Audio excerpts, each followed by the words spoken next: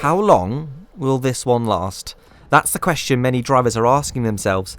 As they fill up their tanks, prices continue to edge higher, driven by a war the government says isn't our fight.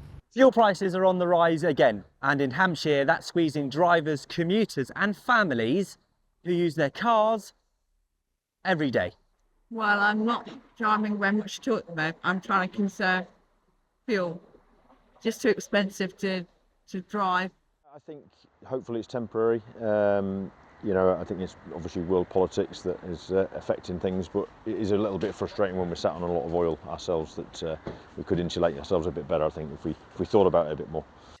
Now, as highlighted here, AA figures show drivers in the southeast are now paying around 158 pence per litre for petrol, with diesel above 191 pence. Across Hampshire, however, prices are slightly higher, with central areas reaching around 161 pence. Reacting to those figures, Conservative councillor Andrew Joy says the rising costs are putting real pressure on motorists and local businesses, describing the increases as completely unacceptable.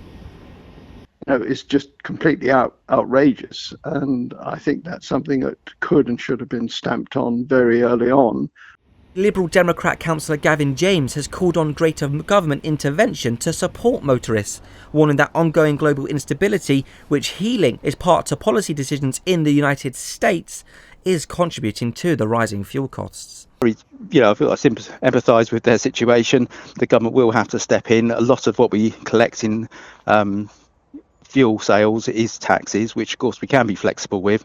However, the government says it continues to back drivers through the fuel duty freeze and wider cost of living support measures, while pointing to conflict in the Middle East as a key factor driving up global oil prices. However, the Green Party says the emphasis should instead be on long-term solutions, arguing for increased investment in public transport and renewable energy in order to reduce reliance on fossil fuels.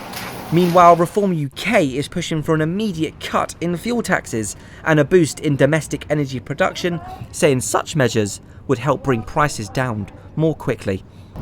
With geopolitical tensions remaining high and no clear resolution in sight, pressure on motorists is expected to remain. Cameron Braddock, WINOL News, Winchester.